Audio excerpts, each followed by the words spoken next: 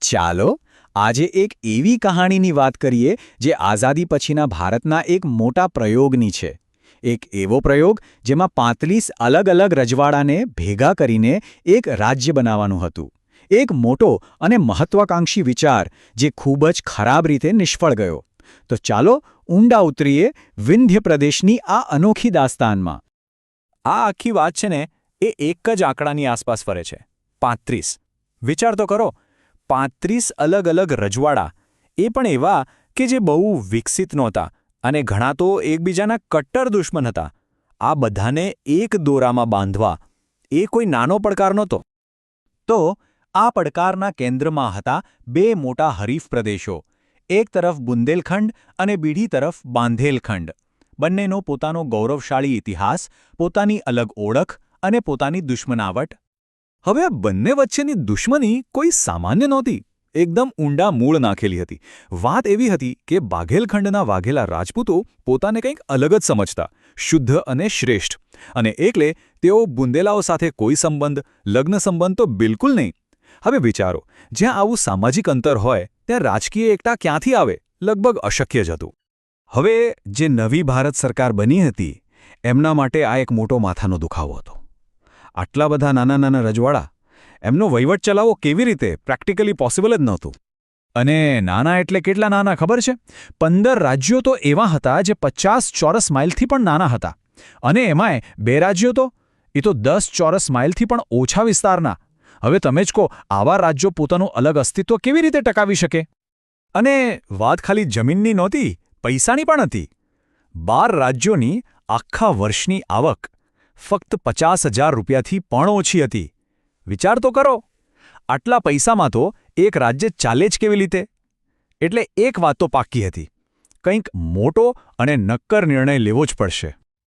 તો સવાલ એ હતો કે આ કોયડો ઉકેલાશે કઈ રીતે? અને જવાબ હતો એક રાજ્ય. આ વિસ્તારનું સૌથી શક્તિશાળી રાજ્ય, રેવા. આખી બાજી રેવા સાથેની વાતચીત પર ટકેલી હતી. તો એક તરફ હતા સરકારના બાહોશ વાટાઘાટકાર વીપી મેનન, અને બીજી તરફ હતા રેવાના નેતાઓ. હવે રેવાના જે મહારાજા હતા એ તો યુવાન અને બિનઅનુભવી હતા, એટલે બધો કારોબાર આ નેતાઓ સંભાળતા હતા. અને એમના પર પ્રેશર જબરદસ્ત હતું. કેમ? કારણ કે એમને ડર હતો કે જે જૂના મહારાજા હતા એમના સમર્થકો ગમે ત્યારે વિરોધ કરીને આખી બાજી બગાડી શકે છે. હવે રેવાને પોતાની તાકાતની ખબર હતી, એટલે એણે બહુ જ આકરી શરતો મૂકી. પહેલી શરત કે અમારા મહારાજા જ આ નવા સંઘના કાયમી વડા બનશે. સરકારે કહ્યું, ના, એ તો નહીં બને. પણ વાતચીત આગળ વધારવા માટે સરકારે કેટલીક મોટી શરતો માનવી પડી.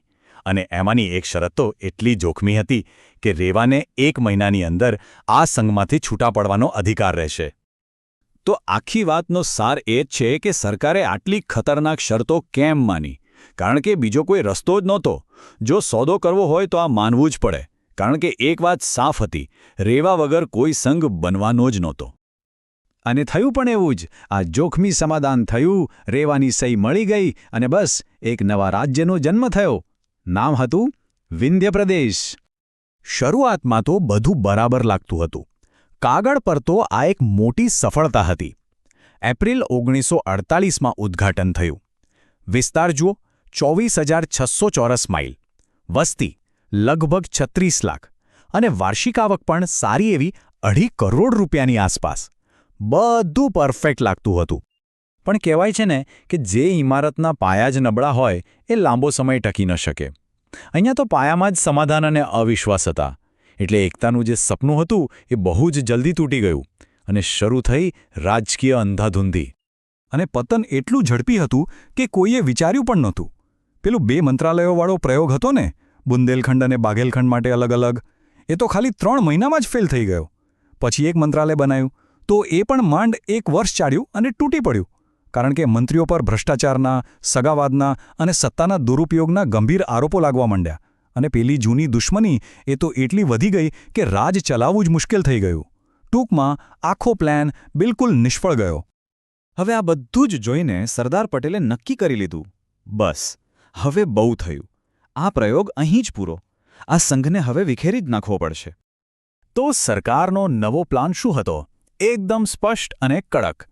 વિંધ્ય પ્રદેશને ખતમ કરો અને એના ટુકડા કરીને ઉત્તર પ્રદેશ અને મધ્યપ્રદેશને આપી દો. પણ આમાં એક મોટી તકલીફ હતી. આ કામ માટે ફરીથી પહેલા 35 શાસકોની સહી જોઈતી હતી અને એ કામ સહેલું નહોતું.